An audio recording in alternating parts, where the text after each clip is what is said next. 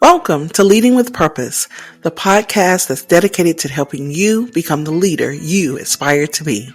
Join us on a journey of self-discovery, empowerment, and inspiration as we explore the world of leadership and personal growth.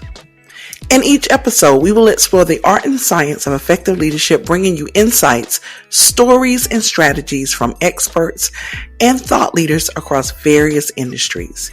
And now your hosts, Dawn Marie Bornhammer, Maisha B. Hoy, Janelle E. Taylor, and Dr. Sharon H. Porter. Welcome to Leading with Purpose, the podcast that's dedicated to helping you become the leader you aspire to be as you lead, empower, inspire, and achieve. I am Dr. Sharon H. Porter, Editor-in-Chief of Vision and Purpose Lifestyle Magazine. I'm Janelle E. Taylor, founder and CEO of the JTOA Corporation, where we optimize people performance and products. Hi, everyone. I am Maisha B. Hoy, CEO of BSHG LLC, where we manage MaishaLemonadeStand.com, QBob, and Customer First Marketing. Hello, everyone. I'm Dawn Bornhammer. I am the founder and Chief Impact Officer for Mission Inspired Consulting. And guys, we are super excited to welcome our guest, Mr. Jevon Wooden. I am so excited. He is CEO and founder of BrightMind Consulting Group. He is a certified coach, a business consultant, a speaker, a podcast host, author, Army veteran, certified in emotional intelligence and DISC, and driven by a passion for leadership, growth strategy, and aiding motivated leaders and businesses in reaching their objectives. Mr. Wooden, welcome. Oh, man, I'm so excited to be here, ladies. I appreciate you having me. Yes, thank you so much. And I just, want to start out with emotional intelligence. I love the fact that you're passionate about that and you actually credit it for saving your life. And I would just love to hear more about that. Yeah, absolutely. I mean, I didn't know it was emotional intelligence back then. Didn't actually learn that until my 30s. I'm 38 now. So it tells you how, we're doing things, but we don't necessarily know what the root is. So when I say it saved my life, it really started at 17. I really struggled with a lack of confidence, a lack of value, and understanding what value truly was growing up in an impoverished environment in Rochester, New York. And I happened to end up in a jail cell. And this is where I really understood the power of emotional intelligence, empathy, and everything. So I sat in that jail cell awaiting someone else to decide my fate for months. And imagine 17, I'm facing 7 years in prison. And I got in front of a judge. By the grace of God, that judge gave me another opportunity, gave me another chance. Say, you know what, I'm not going to have you do this time. I'm actually I believe that you are more than what this charge is showing. I believe that you are more than your environment. So do something with that. And before that, my mom visited me in the visitation room and she didn't want me to use a public defender because we know where that usually goes. So she put up our house, which meant that if anything went awry, that my sisters, my mom, and everyone else will be homeless. So that showed me a different definition of value, showed me that I mattered. And that really, I carry that with me to this day in everything that I do, that power of showing others that they matter, listening to them, understanding their perspectives, and showing them that in the value of their ideas and who they are. That is an incredible background and a way to connect emotional intelligence. As you said, you were not aware that was actually what it was. And I'm sure that helped even guide you as a coach now. Today. Absolutely. So, and I can really understand even how that journey, and that judge giving you that second chance, at life. Absolutely. So I'm very grateful to hear that and would love to learn more. So that's very intriguing to me. Thank you so much.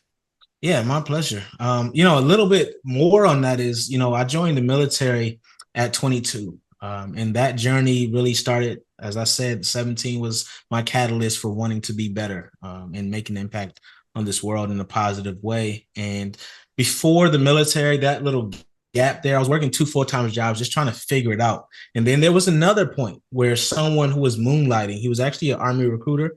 He happened to be moonlighting at one of the jobs that I was working. He said, you know what?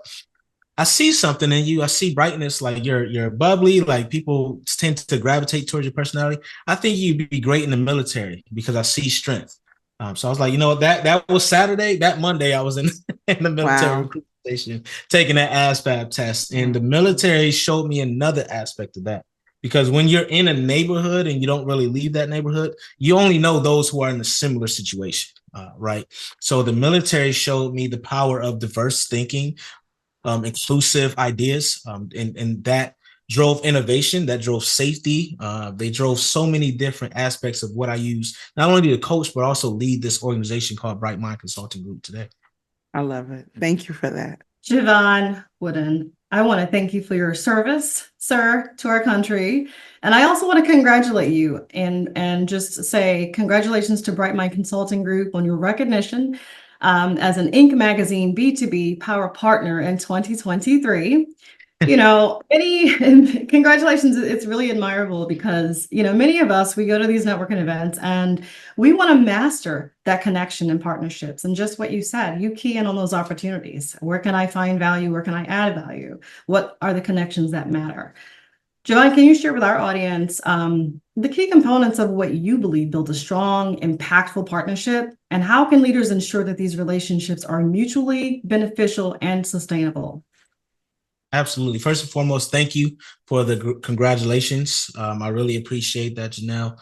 When you think about a partnership, you know, oftentimes in today's world, today's society, we're looking to move a little too fast and things become transactional when you move too quickly.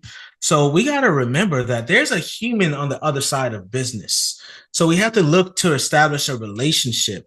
You know, people aren't just doing business with anyone today. They need to know that your values align. So you need to get to know that. You need to come with a certain mindset. Look for what issues you're actually solving, right? So because when a partnership is happening, it needs to be mutually beneficial. So the first thing I do when I want to partner with an organization, like right now I'm working with Verizon on their small business digital ready initiative. I didn't just come to them and say, hey, look, I want to partner, right? I'm a coach. I do this, I do this. No, I said, you know what issue are they looking to solve and where can I fit in? How can I, instead of reaching my hand out to ask for something, how can I reach out to give? And that's really where partnerships are very beneficial. And you establish long-term relationships when you do 3 things.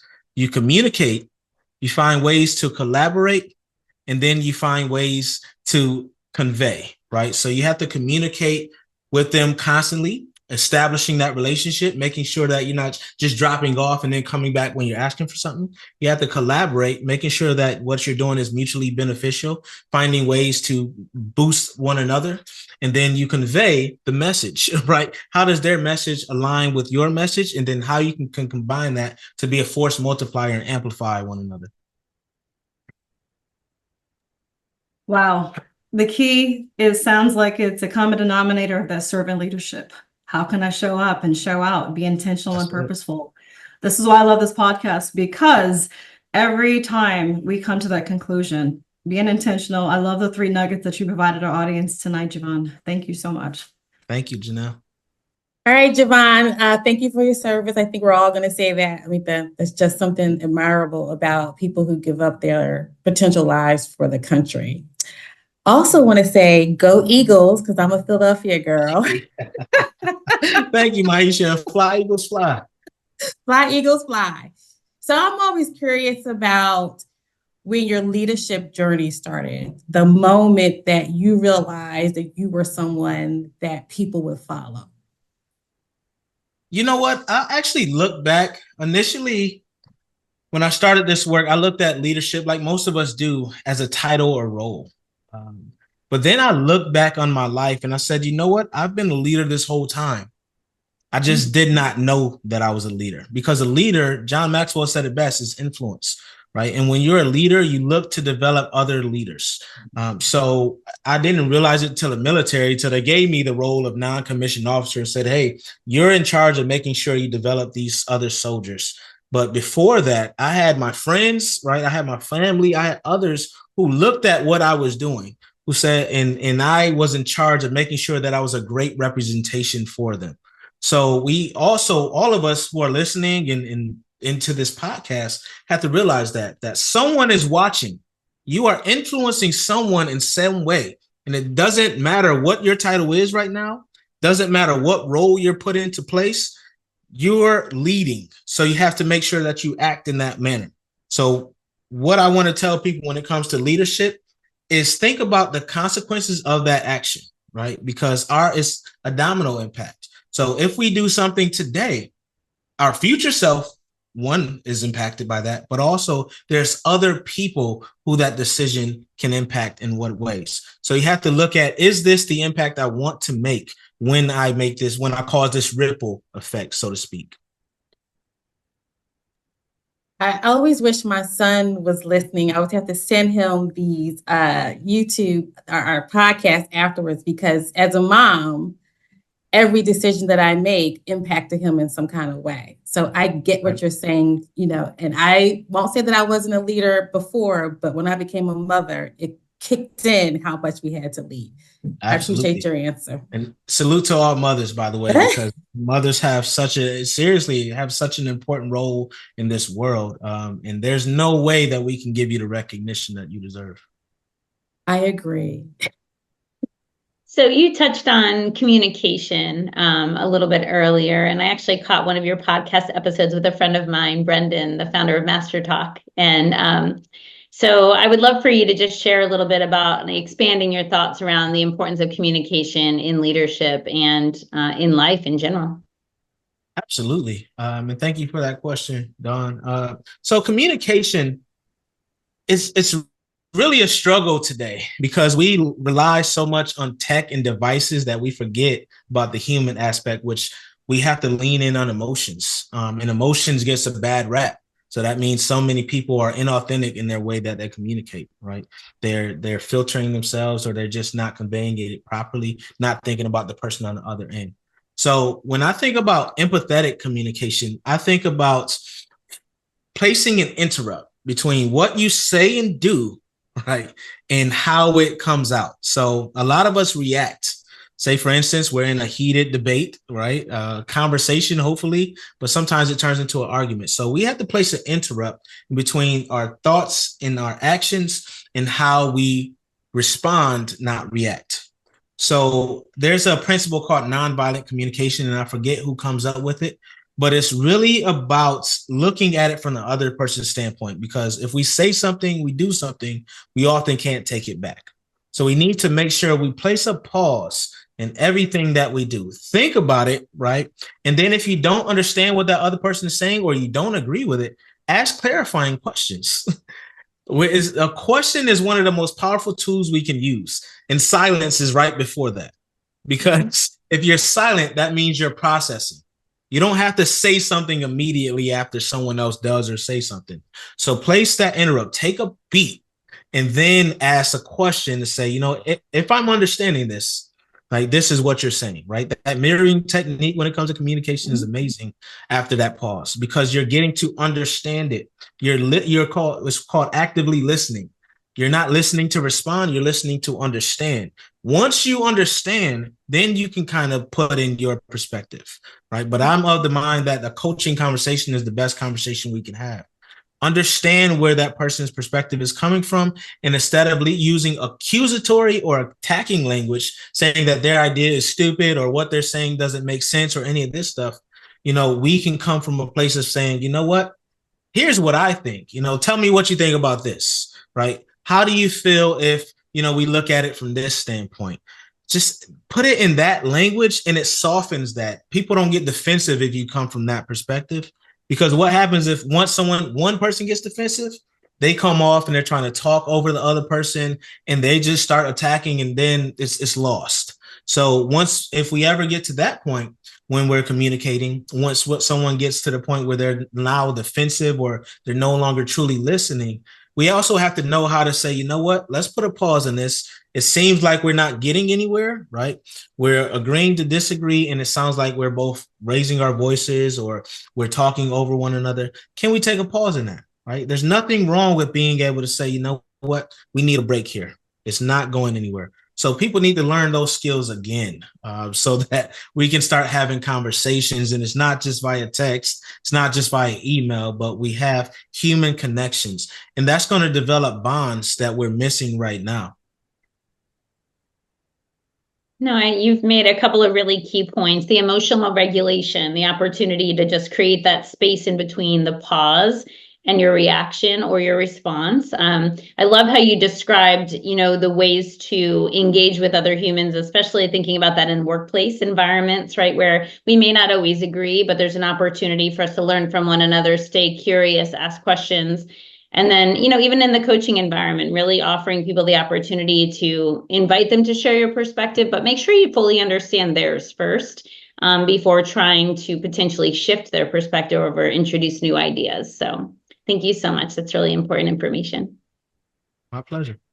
Okay, so we are both in Forwards, which I love contributing to them, and I love your insight.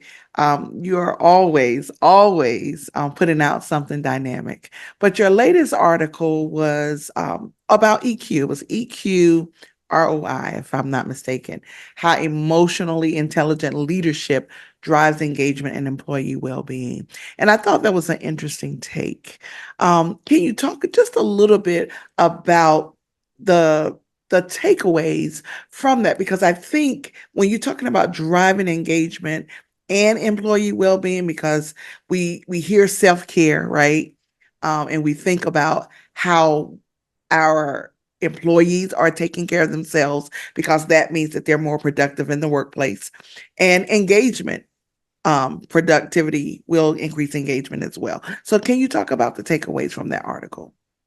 Yeah, absolutely. And thank you for bringing that up, Dr. Porter. So when I wrote that article, one of the lenses I was looking at is the fact that the viewpoint of both sides is incomplete.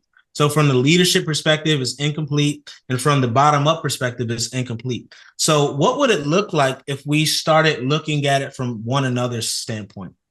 So the leaders, we know that they have to look at those KPIs, right? They have to look at the bottom line lens. That's really what drives business. That's what they think is success. But what if the results over people mindset and perspective was wrong, because pretty much the people are driving those results? So that's why I wrote this article. So I wanted to say, if we took care of our people, if we actually listened to what they were asking for, we looked at the benefit standpoint, right? Benefits right now, companies are throwing benefits that are being unused because they're not getting feedback. They're not understanding what really matters to the people that are in their organizations and driving those results. So you have that one. And then two, you have it where people don't understand a complete picture of why their work matters. And one of the things that people ask for is meaningful work. So when you think about emotional intelligence, it's really about understanding self. And then you have the relational standpoint. So I put it all together and say, you know what? What if we just had the common relationship where we're listening to one another? Yes, the leadership has this result that they're looking to drive, but they're telling their people, they're transparent, they're providing great communication of how someone's goals aligns with the greater goals of the organization, and then saying, hey, yes, you might be a janitor, but you're not just mopping a floor. You're actually providing the sanitization and safety of these employees that come in this building every day. HR, yes, you are managing the employee life cycle, but you're actually in charge of architecting the workplace culture that ensures everyone that walks to this place knows that they matter and that they feel that way from the time they are hired to the time they decide to leave or retire. That's what that article was really about. Thank you. And I guess that speaks to what you call compassionate leadership as well. Mm-hmm. That seems like that would be a part of that as well. Absolutely. So empathetic leadership, right? Empathy, if it's really the driving force behind every issue we're talking about today. So whether it be employee engagement, DEI, initiatives, all these things, we can't move forward on any of that if we can't feel and understand what someone else is going through, and if we can't regulate our own emotions and understand our processes. Because it takes both of those. It's a concerted effort on intentionality is really what's happening there. So what happens within an organization, within leadership specifically, is we say we're very reactive. We see a problem, we say, okay, this is coming about, oh man, we got to hurry up and do this thing, instead of going ahead and, like I said, taking a beat and saying, you know what, we don't have all the answers up here because we don't see the whole picture. Let's lean on those frontline leaders, and then let's get some people to represent those who are doing the work day in and day out. That's what the power of empathetic leadership is, that I love to convey to people, because people often think it's soft. They think that empathy means that they're weak, that they're going to get walked all over, that no one's going to respect them, when it's actually the exact opposite. And one thing I like to tell leaders is vulnerability is actually strength. Yeah. Sometimes we hear that word and we think it's the exact opposite. So we have to look at vulnerability as a way to get the help we need, get the support we need, and create the programs we need, and be proactive. Just like we need to be proactive with our health, mentally, emotionally, physically, and spiritually. As leaders, we need to be proactive with the health of our organization and our culture. Absolutely. Thank you. My goodness, Jevon, and who doesn't need a little bit more of softness in their day-to-day? As a woman who wears a hard hat, I'm in the construction and logistics industry, bunch of warehouse. I am a civilian that I support military. So I will say, first and foremost, I really admire how you are supporting women in construction. I saw your last talk, the women in construction industry. So your expertise in DE&I and your understanding of the industry itself, the landscape, does it directly connect your decision to empower women in male-dominated fields? Yeah, and thank you, Janelle, for bringing this important conversation up. So the work with women in construction, I'm so honored to be in that space. And shout out to the Construction Industry Education Foundation for bringing me in for that, and working and really being intentional on initiatives such as this. So the reason why this matters to me on such a grand scale, yes, I believe that everyone should have equity, but also I have 3 sisters. I have a mother, right? And as you heard from my earlier answer about mothers, I really believe that a woman is the value of a woman can never be articulated properly. So when I think of women in construction and other male-dominated fields, I feel like from a personal standpoint, one, we are missing out on the magic, right, of women when we try to keep women down.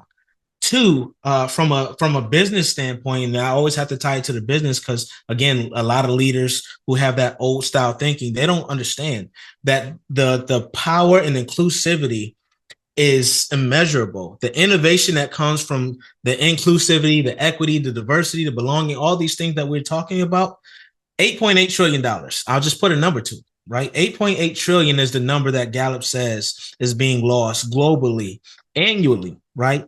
That is the GDP of Japan and Germany combined, which are 2 of the largest economies in the world. So if you think about this from the perspective of the business, that's what I bring it. But personally, I just think that women just need that. They deserve, well, you all deserve, because you're all women, but deserve that type of support and love, because you've given it over histories, especially in Black history, right? If it wasn't for what you've done in history, none of us would be here today. And also, if it weren't for what you've done from a civil rights perspective, we would not have come this far, even though we still have more to go.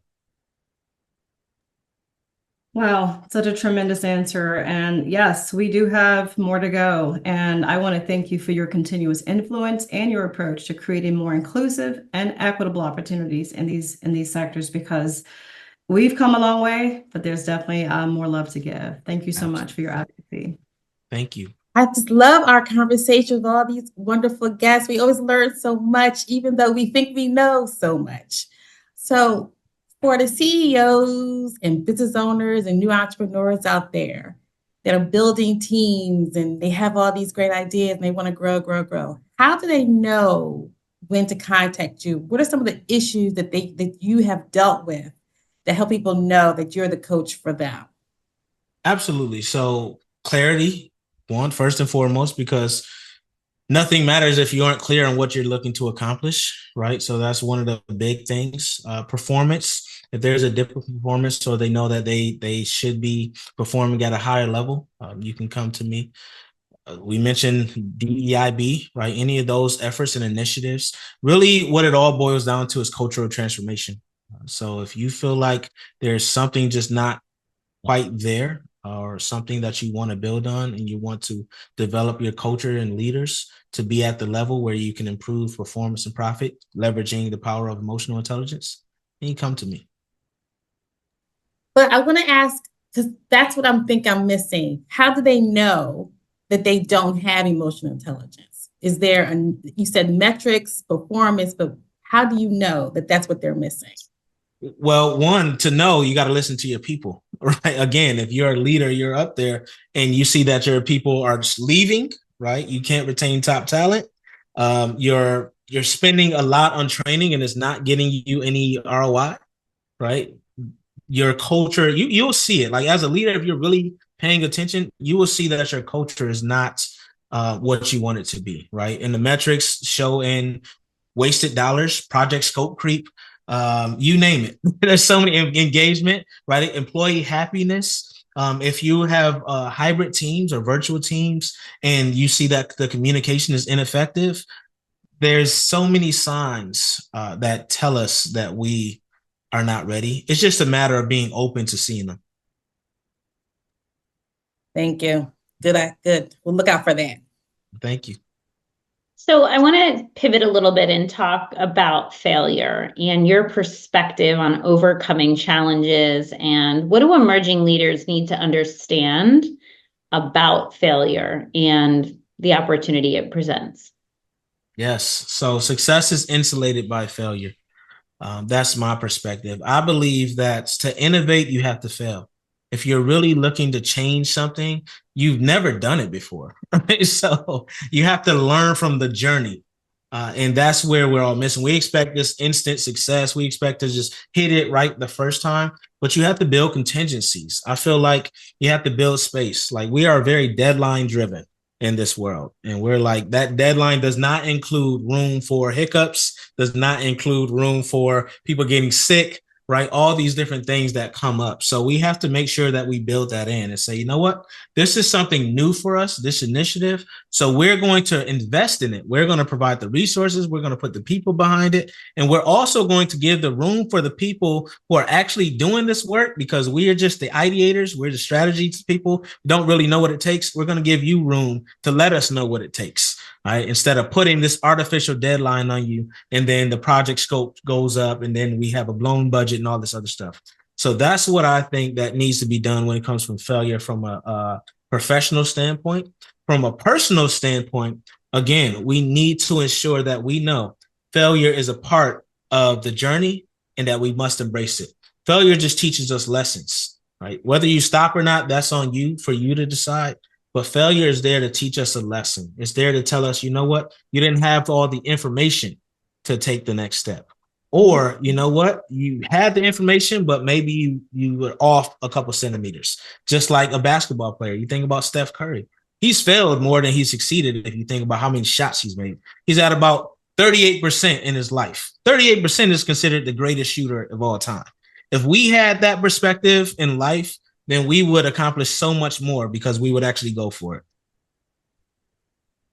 You know, I love that, because it leaves space for the magic, as you said earlier, right? This opportunity to acknowledge that we're going to continue to learn and gather more information. And I love that you're talking about listening so deeply to the people who are doing the work every day, which ties back to your response to Maisha about culture. If people recognize that there's something not quite right, but they can't put their finger on what it is, it could be them, but it could be a lot of other things.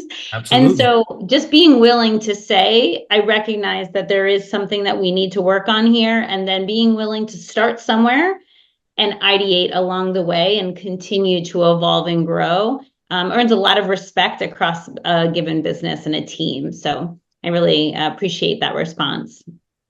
Yeah, I thank have you. one And I'm more. glad you said it could be them. Yeah. Oh, Because okay. that's the thing. But that's why you need some people around you to hold you accountable as well. Right. Mhm. This principle of extreme ownership that Jocko Willink has made famous. Being able to say, you know what, I have some blind spots. Right. I don't know what I don't know, especially when it comes to myself. That's the beauty of emotional intelligence as well, is knowing Mhm. when you don't know everything.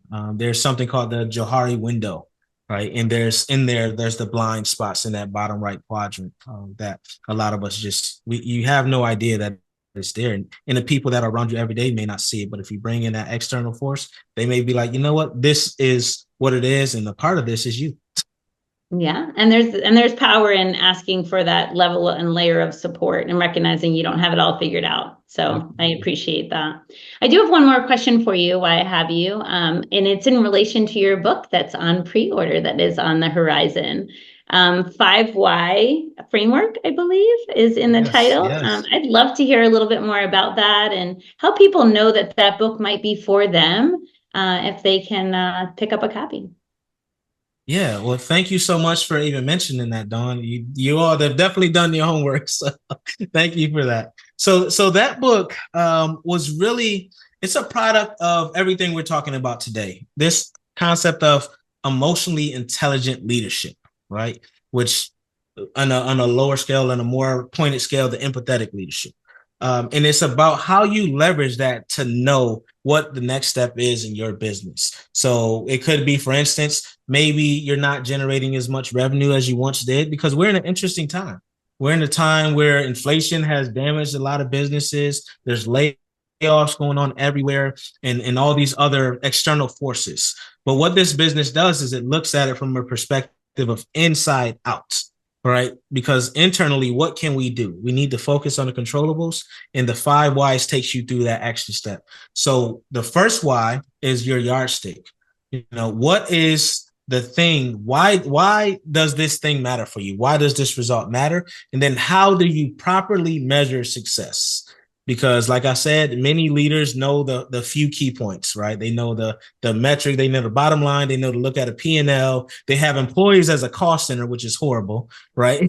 Because employees aren't just dragging your business down, they're assets, right? They're the reason why you have a business. So that's the first why. Then you have the yield. What levers can you look at to make sure you attach and hit this goal? So it's actionable strategies, it's initiatives that you can take, etc. And then you have the YAR. How do you make success easy, right? Easier, because success isn't easy. So what can you do to make success easier? Do you need to get more resources? Is there products that you want to do, but you don't need to do right away? So there's a framework called 3DA success formula within that. Delegate what you need to do, but you don't necessarily need to do. You delete what sounds great, but does not fit into the greater goal of the organization. You delay what is necessary, what is a product that fits into that greater initiative, but doesn't need to be done right away. And then you automate the tasks that are daily, mundane, or whatever you can automate that does not require, this is a key, does not require the human component, right? So that's the YAR.